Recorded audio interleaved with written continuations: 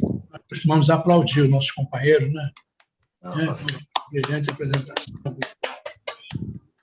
O estudo fica um pouco cansativo, né? Porque é muito detalhe. O Velho Testamento é muito cheio de detalhes, mas como a proposta era fazer um estudo, eu acho que a gente tinha que conhecer um pouco mais a cultura judaica, né? Um pouco mais daquilo que deu origem à verdadeira à Páscoa que nós hoje, de alguma forma, estamos vivenciando, né? Muito bom, Paulo. Temos aqui alguns comentários do chat, né? O primeiro é a nossa Elizabeth, que está cumprimentando a todos, etc. O segundo é o nosso Saulo, escreveu aqui, ame, neeste, recebe, sede, donate. Isso quer dizer, isso tem a ver com a leitura de preparação, viu, Paulo? Amar não é receber, mas doar, dar, né? É isso.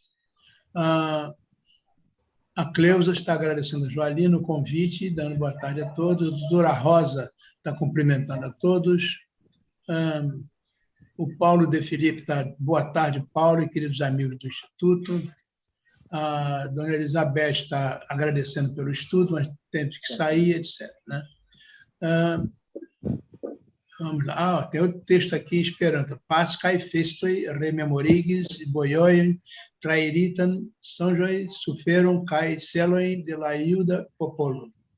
Isso quer dizer, as festas as festas pascais, né, lembram a caminhada, né?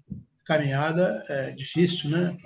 Caminhos cruzados, né? Os sonhos, os sofrimentos e os objetivos do povo judeu. É isso, Paulo?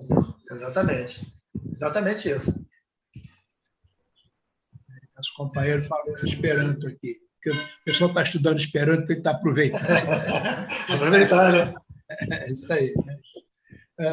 O Eliano está agradecendo pela oportunidade de estudo, paz e bem. A doutora Rosa, excelente pesquisa, realmente todos nós concordamos com isso. Mas não era uma pergunta específica, né, sobre esse assunto, não sei se Nádia quer colocar alguma questão. Eu queria que o Paulo dissesse o nome da deusa que está representada pela lebre. Eu não peguei esse nome, Paulo. Vamos lá. É porque ela deixa eu voltar lá aqui.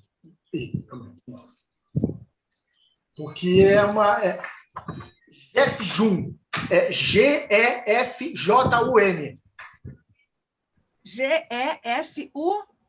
F-J-U-N. Gefujum, é isso? É um nome estranho, né? Bom, ok. Da onde era essa deusa? De que país? Era egípcia. A do Egito? Era nórdica.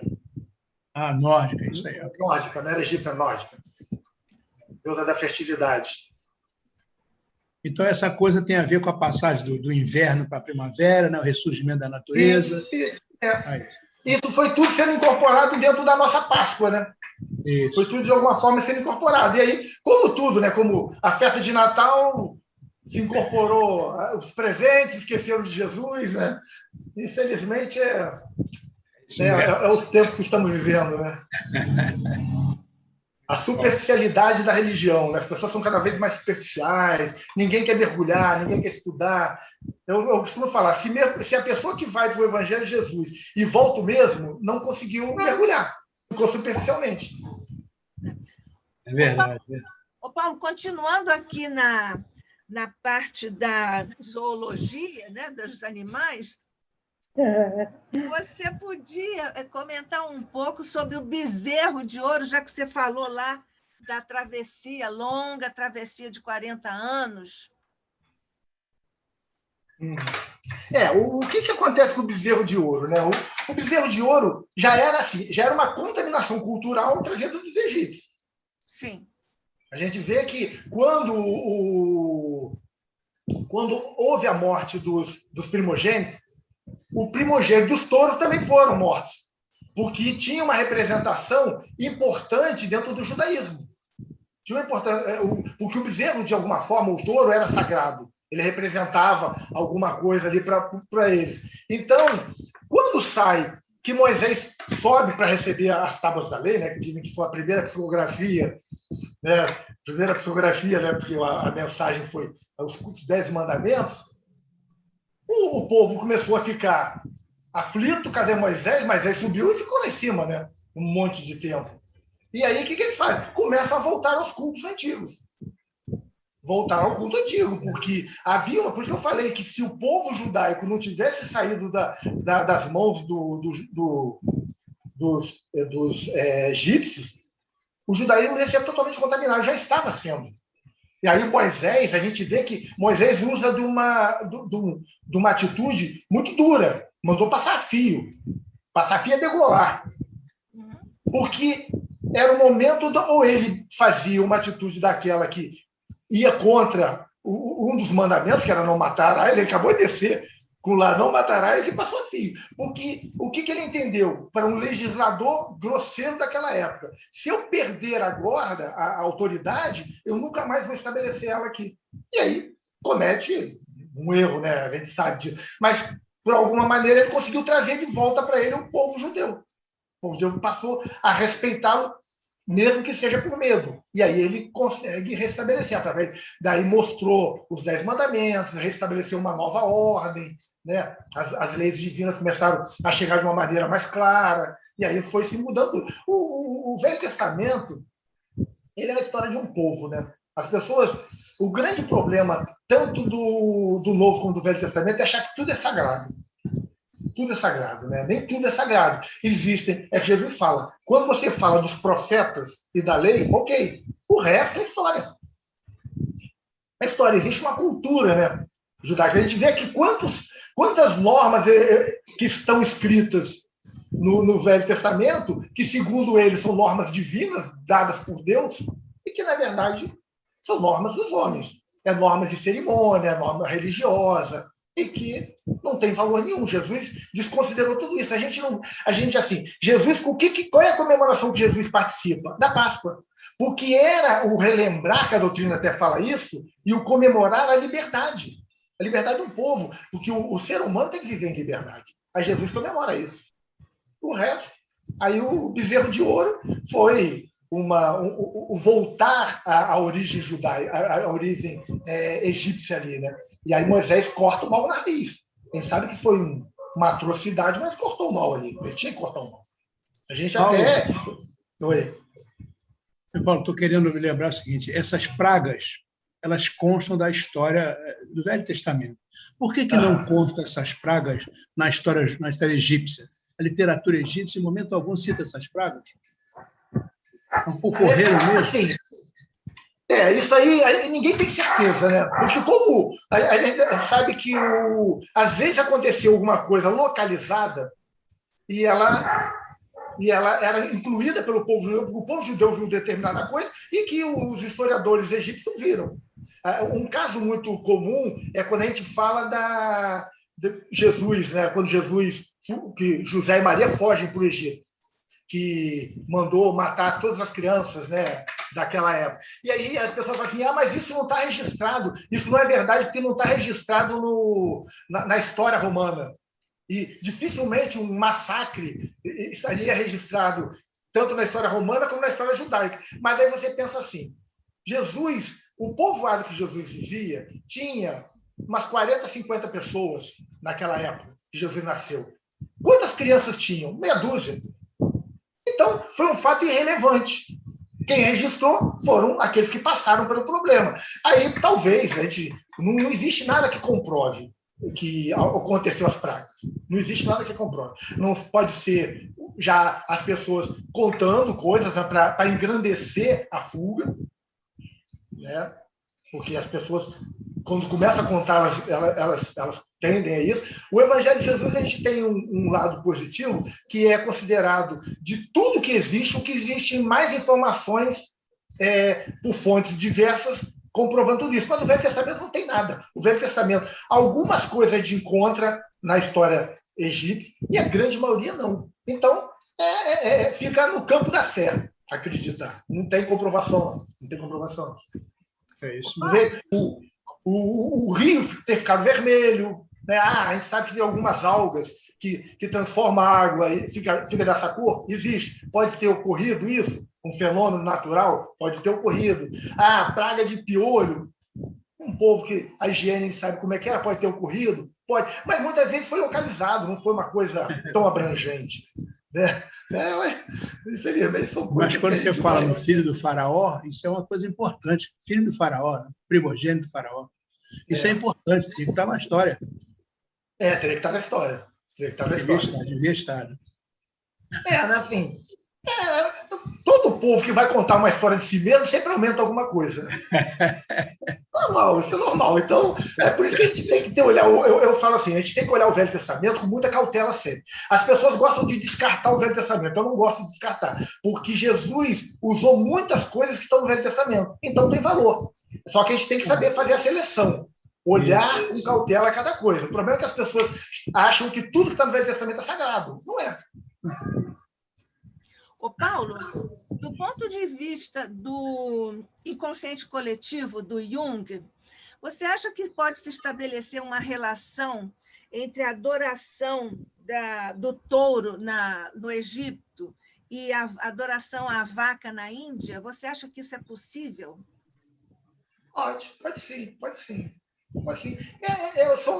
A gente vê que em várias culturas antigas tinha adorações a bichos, né? Então pode. E assim, eram culturas que não eram tão distantes, né? Não eram tão distantes. Então existe a influência, a gente sabe que existe a influência. Porque eram culturas que se misturavam. Naquela época existiam contatos dessas culturas, porque estão em lugares que havia, de alguma maneira, o contato. A gente vê que o judaísmo... Oi? Circulação das pessoas também, né? Circulação. O judaísmo ele é influenciado por várias outras religiões. A gente vê assim, a queda do paraíso lá, Adão e Eva. A gente encontra a mesma história em outros povos. Então, a gente vê. Só que assim, o problema é toda a alegoria, né? De falar da cobra.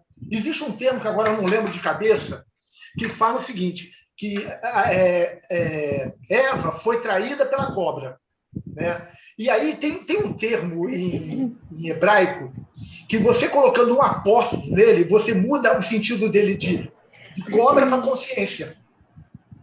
E aí, quando a gente fala na queda do paraíso, ela foi traída pela consciência dela, porque ela fez uma escolha errada.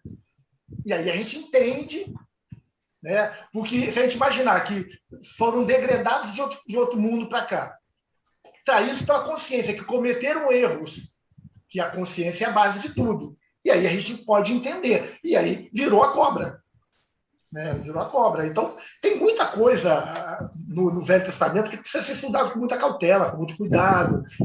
E já existem estudos bem interessantes, principalmente da teologia, que a gente chama que é neutra, né?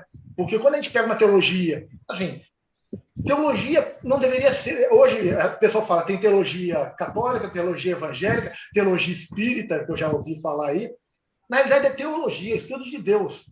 Quando você bota a teologia católica, o cara puxa toda a sardinha para o lado dele. Ele esquece o estudo independente e passa a querer comprovar que os postulados católicos são verdadeiros. O evangelho faz a mesma coisa. E lá em Curitiba se estabeleceu lá uma universidade com teologia espírita que está indo para o mesmo caminho. A teologia tem que ser neutra. Ela tem que estudar os princípios de Deus de forma neutra, que daí você consegue olhar as coisas com uma abrangência maior. Você consegue comparar as posições e tudo, e não forçar a barra para dizer que uma coisa é aquilo. Você vai numa teologia católica, por exemplo, falando sobre a virgindade de Maria por causa da divindade de Jesus. Aí fala da virgindade de Maria. Mas quando você faz um estudo cauteloso, você vê que tem dois termos lá, Pelutahá e Almahá.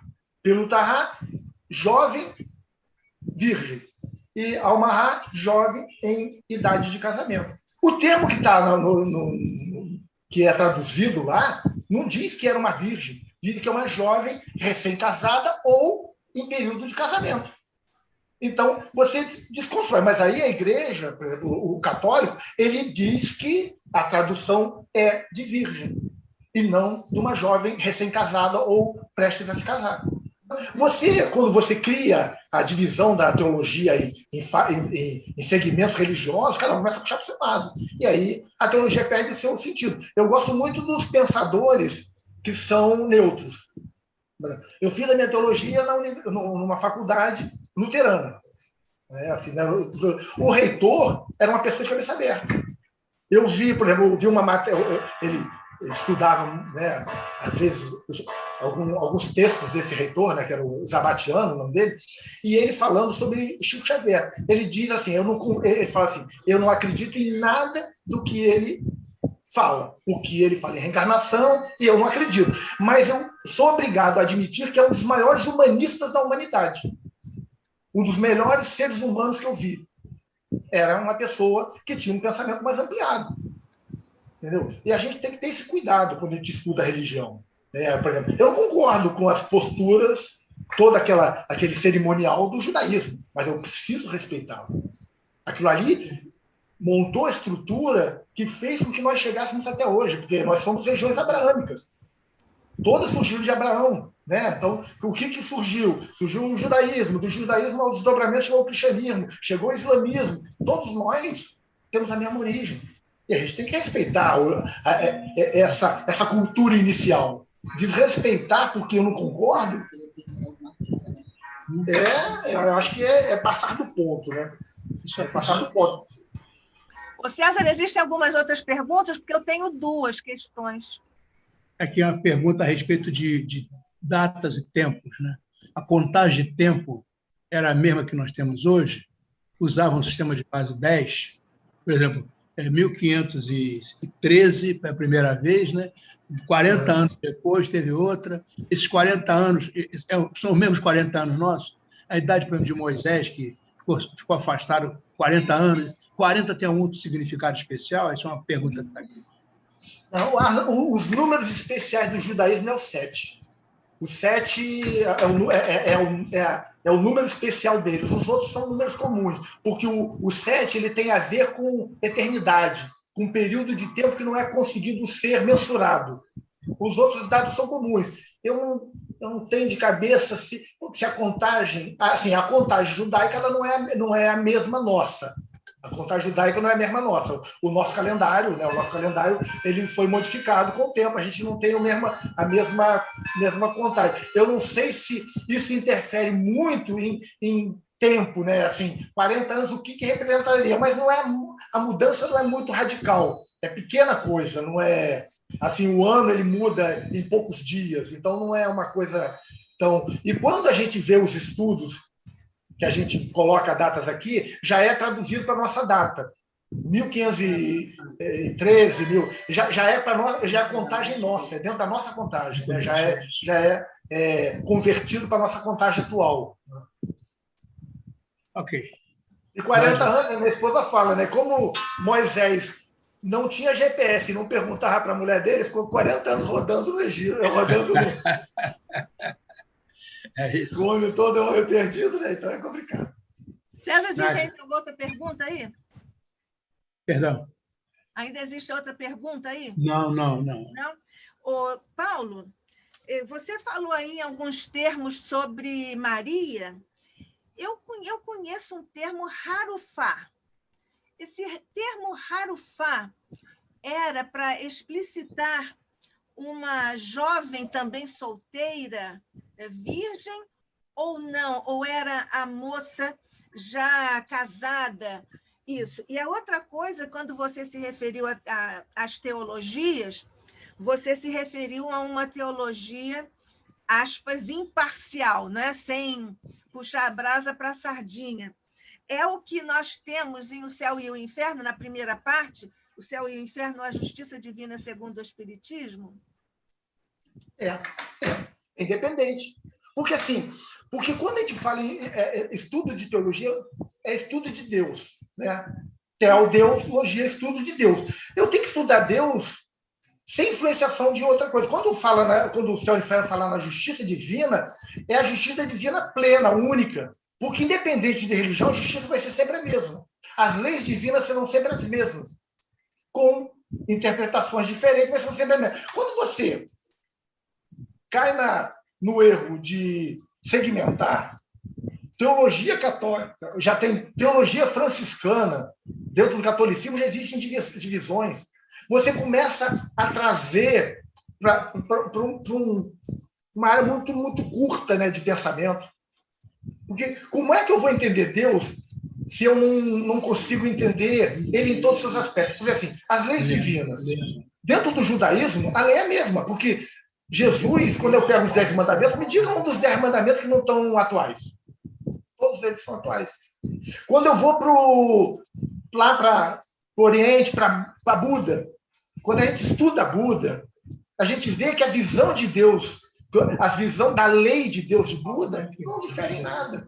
Quando eu vou para o hinduísmo, com aquela milhares de seitas que dentro do hinduísmo, mas quando a gente vai falar de Deus, a gente pega as bases, né, do hinduísmo, a visão é a mesma. Assim, tem pensamentos culturais que divergem, mas a lei tem que ser a mesma. Quando você começa a encontrar dentro de uma teologia uma lei, dentro de uma outra teologia, olha, é uma coisa errada. A lei de Deus não pode ser diferente.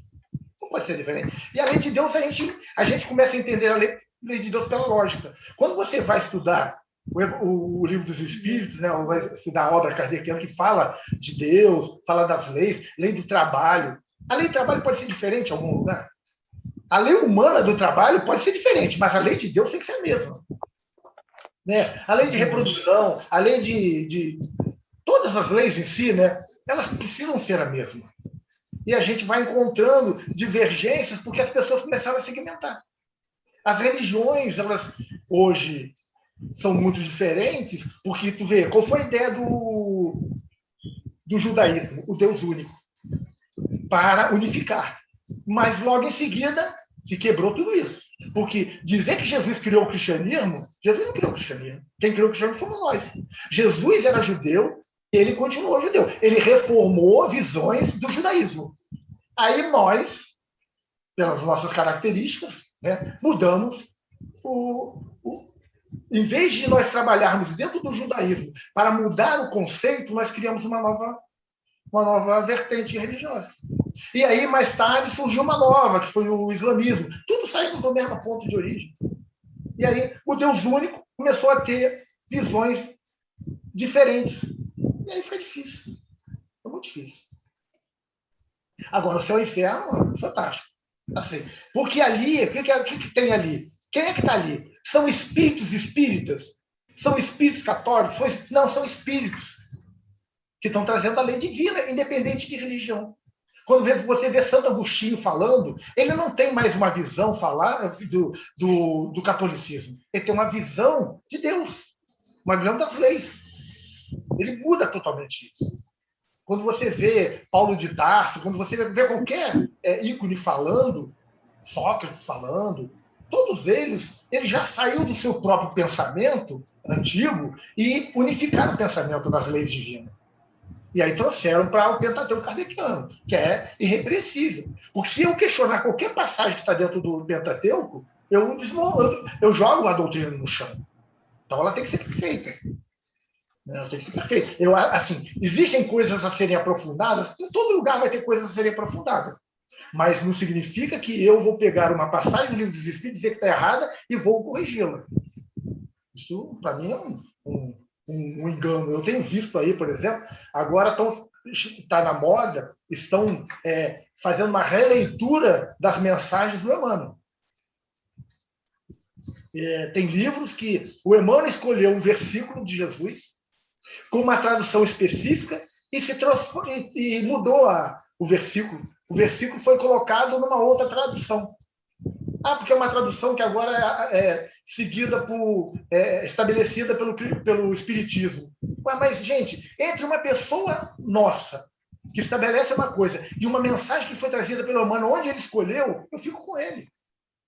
A gente tem que ter cuidado com tudo que nós estamos fazendo, senão daqui a pouco a gente vai estar enveredando por todos os caminhos errados que as outras religiões foram.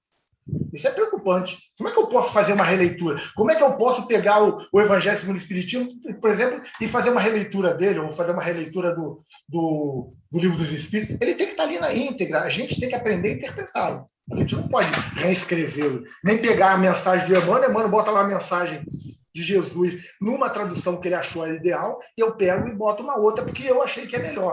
Eu sou melhor que o Emmanuel. É complicado isso. Eu posso perguntar? Claro. Claro. Então, há muito tempo atrás, eu fiz uma pequena pesquisa falando sobre a Páscoa para as crianças, e eu estudo muito, né, e pesquiso, e dentre a pesquisa que eu fiz, logicamente não foi igual ao senhor, né, mas o que me chamou a atenção, que a comemoração, como o senhor colocou, das festividades dos hebreus, que hoje são os judeus, não é isso? Eles tinham dentro dessa festividade, é que eles tinham um alimento escasso, tendo em vista o rigoroso inverno que eles tinham, né, na ocasião e certamente hoje. E quando vinha a primavera, que já estava exatamente nessa data, né, comemorativa, eles festejavam porque o alimento não seria mais escasso. Existe alguma veracidade nisso? Não, assim, dentro do judaísmo tem aqueles 3 princípios, né, da Páscoa, que é a comemoração da liberdade deles, da escravidão, e da questão como é que falar aqui, dos primogênitos. É baseado nisso neles. A questão da fertilidade, a gente já entra nos deuses egípcios. A gente já entra nos deuses egípcios, que estavam, de alguma forma, influenciando na cultura hebraica. Estavam.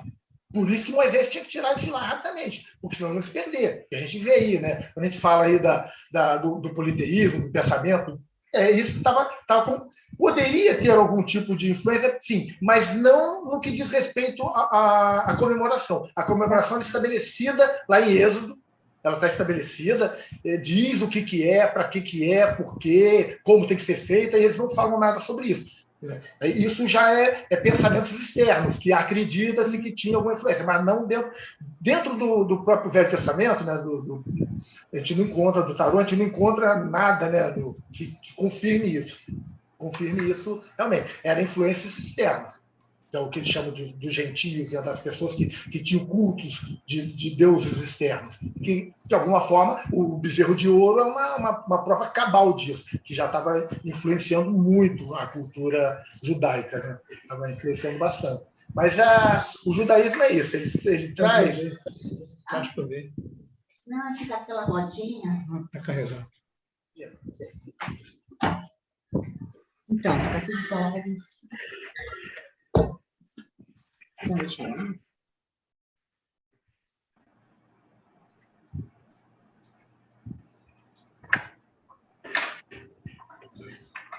O tríplice aspecto da Páscoa era o livramento da escravidão, oferecimento espiritual do primogênito, que o primogênito sempre era oferecido a Deus, e o poupar os primogênitos. Tem esses 3 aspectos que é comemorado. Engraçado, porque me chamou muita atenção sobre isso. Porque eu fiquei imaginando um povo que tem uma alimentação escassa, né? E, de repente, por causa desse rigoroso inverno, que não deve ser fácil, e como plantar, como colher diante dessas dificuldades todas, né?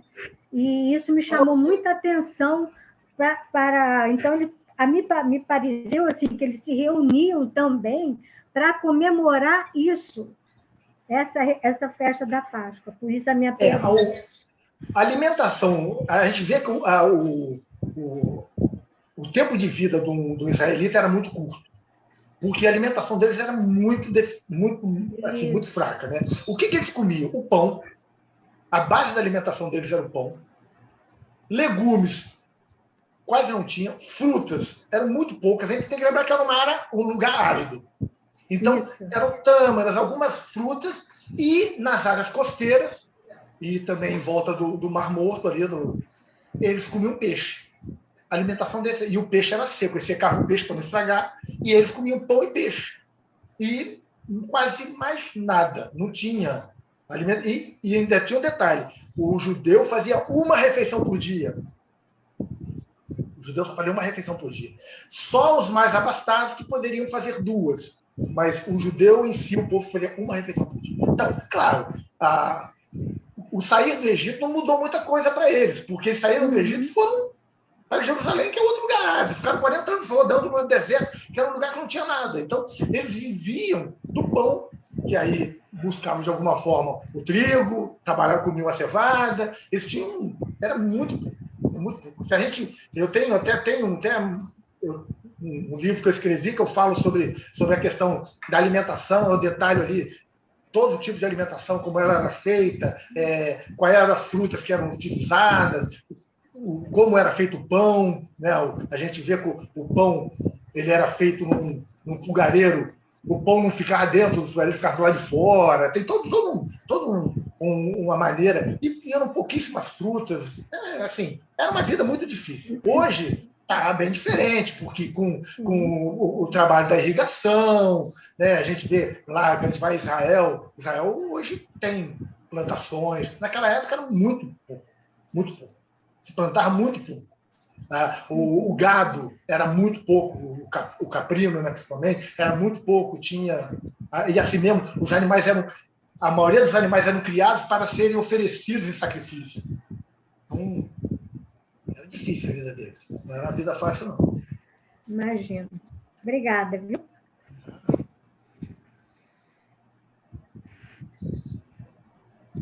Eu posso falar? Eu posso fazer uma pergunta? Fala, Tereza, você.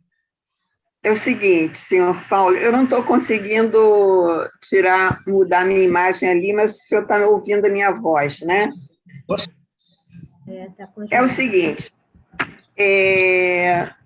nós tínhamos uma sede no nosso grupo espírita em Rio Pomba, uma fazenda chamada Arco-Íris. E toda vez, algumas vezes eu ia lá, nós íamos lá, porque nosso trabalho de assistência social era lá, e nós víamos na porta das casas de algumas pessoas um escrito. Eu perguntei ao nosso presidente o que era aquilo. E ele me falou que aquilo era uma oração que eles colocavam na porta, porque quando havia uma doença no galinheiro. Eu perguntei a ele, mas dá certo? Ele se dá cura. Por que eu estou falando isso? Por causa da marca do sangue do cordeiro na frente das portas para marcar que ali havia um primogênito judeu. Será que esse sinal não seria para uma necessidade de materialização da própria fé daquelas pessoas? Eu não tenho dúvida, porque assim, se a gente olhar pelo aspecto de Deus, Deus não precisa que a gente faça marcação para que ele saiba que ali tem um primogênito judeu. É claro. Aquilo ali era mais para materializar a fé de quem estava dentro, porque a pessoa ficava tranquila dizendo: a minha casa não vou perder o primogênito, porque eu deixei um aviso para Deus. Eles não tinham essa visão de que Deus era onisciente, que Deus via tudo. Eles não tinham essa ideia. Tanto é que a gente vê lá no Velho Testamento, quando se fala em Adão e Eva, que Deus estava procurando Adão e Eva. Procurando Adão, e ele estava escondido, porque estava com vergonha, porque estava nu. Né? Na nossa atual entendimento de Deus, a gente vê que isso não tem cabimento, porque Deus vê tudo. Deus vê tudo, claro. Esse tipo de coisa sempre é para a materialização da fé. A gente vê, por exemplo, as pessoas que usam amuletos. O amuleto protege alguma coisa? Não. O que ele dá para a pessoa é uma materialização da fé dele de que nada vai acontecer. E aí ele muda a mente dele e ele vive de forma mais positiva. É nesse aspecto. Não que o amuleto tenha algum significado. Não é eu estar com um pé de coelho, alguma coisa que vai me dar sorte. Não é se eu vou estar agindo assim, ela sabe que vai acontecer isso ou aquilo. Jesus diz: a cada um será dado segundo as suas obras. E para mim, é o que vale. É o que eu faço. E não o que eu trago no bolso, não o que eu boto na minha porta. Não é. Então, Perfeito. Isso sempre é mais para o fortalecimento do indivíduo, porque a gente ainda tem uma fé muito, muito incipiente. A gente ainda tem muito disso. As pessoas... Eu fico vendo assim, eu faço parte do trabalho de cura. Sou médio há 31 anos com cura, desde 90. Versículo 90, trabalhando com médico, que é do plano espiritual. Quando a gente parou na pandemia, porque dentro de uma comunidade carente, no Rio de Janeiro, imagina, eu todo domingo viajar para lá para a gente fazer as atividades, inclusive. Aí vinha gente de vários estados, gente de fora do país, vinha gente de todo que é lugar. E quando tivemos que parar por causa da pandemia, né, porque dentro de uma comunidade onde ninguém usa máscara, e os riscos também, um salão com quase 100 e poucas pessoas dentro, não dá para você manter uma atividade aberta desse jeito. E aí a espiritualidade falou que continuariam os processos de cura à distância. E muitas pessoas ficaram apavoradas, porque não estavam mais na presença do médium, não estavam mais dentro da casa espírita. E a gente teve que fazer um trabalho com essas pessoas para que elas... Porque algumas começaram a piorar. Pessoas que tinham tido avanços no tratamento de câncer, que já começaram a ter piora, assim, rápidas. E aí tem que fazer todo um trabalho no campo da psicologia, porque a pessoa ela precisa materializar a fé. E isso acontece em todos os aspectos. As pessoas precisam materializar a fé. Por que as pessoas têm coisas nas suas casas que são místicas? Às vezes não é que aquilo, a pessoa precisa materializar, acredita naquilo. Né? Infelizmente, ainda não somos maduros o suficiente para perceber que nada disso tem importância. O que vale é o que está dentro de mim, é a minha crença, é a minha fé. Isso que é o mais importante. Jesus fala, se tiveres fé do tamanho do grão de mostarda, direis para esse monte, passa daqui para lá e ele vai. A fé é que move tudo. Muito bem. Obrigada. Nádia, eu acho que você pode encaminhar o encerramento, né? Agradecendo ao nosso irmão essa visão enciclopédica, né? do Velho Testamento. Eu posso pedir mais alguma coisa? Oi, Tereza. Hein, professor? Pode, Claro. pode. É que o professor Paulo falou, me acendeu uma curiosidade. O senhor poderia falar um pouco sobre esse trabalho seu de cura do seu grupo? Como é que ele é realizado? Vamos lá. Esse trabalho surgiu em 1990. Eu fazia parte de uma casa espírita na época e sou médico psicógrafo, né? Participo da psicografia e tudo, né? Já fiz correio espiritual, alguns trabalhos nesse aspecto. E aí um dia eu estava psicografando e o espírito se apresentou, o Dr. Ricardo Lambert, que é o nome do espírito, e psicografou uma receita homeopática. E falou que era para a filha de uma companheira lá da casa. Aí eu falei, olha, me passaram essa receita aqui para você. Mas dá uma olhada, porque eu não entendo nada de homeopatia e tal, dá uma olhada. Aí o que ela fez? Ela foi, levou para um médico homeopático conhecido dela, mostrou a receita e falou, a receita está correta para o problema que sua filha tem.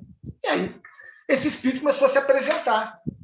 E aí um dia ele veio falar comigo que queria fazer um trabalho, começar a trabalhar com processo de cura. Eu falei, olha, eu vou conversar com o meu mentor. E se ele autorizar, a gente pode trabalhar. E aí eu conversei com o meu mentor, né? Conversei com ele e falei, não, nós é que autorizamos ele a participar do trabalho. E aí a gente implantou um trabalho de cura, sem cortes, não trabalha com cortes, é cirurgia espiritual. E aí começaram pessoas com câncer, vem lá, faz cirurgia e a doença começa a desaparecer. Uma pessoa uma vez tinha um problema numa das trompas, ia tirar tudo, foi lá, ele fez uma cirurgia, a pessoa foi fazer exame de novo, a trompa tinha sumido, e aí começou a surgir fenômenos desse tipo. E a gente foi crescendo o trabalho, e são 31 anos já do trabalho. Né? E é um trabalho que... o que os espíritos nos falam? Eles não aceitam, por exemplo, é estabelecido pelo benfeitor espiritual, ninguém participa do trabalho de cura se não participar da palestra. A gente começa a atividade no domingo de manhã com uma palestra sobre o Evangelho de Jesus, sobre a parte do Evangelho, porque é a busca da transformação moral, porque eles falam que não adianta curar o corpo se não curar a alma. Porque o principal é a cura da alma. E aí a gente trabalha isso, e aí depois da palestra, o médico do plano espiritual se apresenta através dos médios, eu sou um dos médios, o doutor Ricardo, e aí os pacientes vão lá para dentro e eles são tratados. Ele passa homeopatia, ele faz cirurgia, ele faz existem alguns medicamentos que são manipulados, algumas, como é que se dá o nome? tintura mãe, né, que ele manda, ele dá como fazer, a gente tem pomadas, por exemplo, tem uma pomada, a gente usava inicialmente a vovô Pedro, que era uma pomada que a gente usava. E aí, muita dificuldade, muito paciente, porque a gente tinha dificuldade sempre de arrumar vovô Pedro. Aí, a minha esposa falou ao doutor Ricardo, você não passa uma pomada para a gente fabricar? Ele deu a receita da pomada, como seria todas as etapas de elaboração dela, e a gente passou a fazer a pomada e começamos a usar a pomada. Então, o trabalho consiste nisso. A gente vai fazendo, sempre lembrando que, segundo o doutor Ricardo disse, é um tratamento de autocura, porque o paciente tem um papel fundamental no processo de cura dele, porque ele precisa mudar alguns aspectos da sua própria vida, fazendo reforma íntima, e claro, vamos olhar que a gente teve caso e caso. Tem um mês aí atrás, eu numa das minhas lives, que a gente está fazendo live agora de tratamento espiritual à distância, né, para as pessoas se sentirem mais acolhidas, eu faço uma palestra do Evangelho de Jesus, e depois a gente faz, os espíritos captam o nome e fazem um tratamento à noite, depois da pessoa dormir. Uma pessoa não é o nome daquilo lá, meu Deus, teve até agora o navio lá que fechou. O canal de Suez? Então, lá do país, Panamá. Uma paciente do Panamá botou lá uma coisa dizendo que teria passado pelo tratamento, ela veio algumas vezes do Panamá, tinha câncer no cérebro, tinha perdido a visão de uma das vistas já e tudo, tamanho do tumor, e ela botou lá um relato dizendo que foi operada pelo Dr. Ricardo, o tumor regrediu e sumiu. E ela voltou a ter visão e está curada 100%. Então, foi um caso. Agora, a gente recebeu a notícia, porque com a pandemia, né, a gente depois perdeu o contato, porque ela ia lá na casa, ela ia uma vez por mês, ela vinha do Panamá para ser tratada. Que existe assim, as pessoas muitas vezes vão na casa espírita e querem um milagre. As pessoas vão na casa espírita, um tratamento espiritual desse tipo, e querem milagre. O doutor Ricardo ele tem uma frase que ele fala: eu não faço milagre, eu faço ciência. Ele cura as pessoas através da ciência espírita. E ele fala, e nem todo mundo é curado de uma vez só. Tem casos que a pessoa vai numa vez e o tumor some, temos vários relatos lá, pessoas apresentando exames antes e depois, que tomografias, que o tumor desapareceu numa única intervenção, e temos casos que demandam tempo. Depende do estado de cada um, do merecimento, da transformação moral, do que a pessoa está conseguindo, da participação dela no processo de cura. Eu nunca mais me esqueço de uma menina que veio dos Estados Unidos. Ela estava aqui no Brasil, aí um amigo lá da casa me ligou e falou assim, tem uma conhecida minha, está com tumor, foi desenganada nos Estados Unidos, porque o tumor está tão grande no cérebro que eles falaram que não tem o que tratar. Aí ela veio para o Brasil em busca de alguma coisa. Veio fazer uma consulta com o médico daqui, que também desenganou ela. E aí conversou lá me falou, eu falei, eu vou conversar com a espiritualidade, da espiritualidade falou assim, ela ia embora no sábado, a gente ia ter trabalho no domingo. Quinta-feira tem palestra pública na nossa casa. Aí a espiritualidade falou assim, olha, leva ela na quinta que a gente vai fazer um atendimento especial. Chama os médicos de cura, e aí levamos. A menina foi atendida pelo doutor Ricardo, ele disse para ela, não tenho como te curar numa vez só, mas eu vou reduzir seu tumor em 50%, você volta para os Estados Unidos para ele fazer exame, que lá você vai ser tratado e vai ser curado. A menina foi no sábado embora, chegou nos Estados Unidos, pediu para fazer uma nova tomografia, o tumor diminuiu em 50%, ela fez o tratamento e foi curada. São situações. Maravilha. São situações. Assim, todo mundo é curado? Não. Várias pessoas desencarnam. Né? Porque a gente sabe que tudo que está por trás, muitas vezes, foge ao nosso entendimento. Mas o trabalho é esse. É um trabalho que a gente procura não deixar ele crescer demais, porque quando cresce demais vira um problema, né? A gente sabe disso, né? Que às vezes nós somos médicos também, se a gente deixar a vaidade tomar conta, então a gente tem que ter todo um cuidado para deixar que a coisa não passe do limite, né? Então a gente tem um trabalho que ele tem um controle, né? Podemos dizer assim.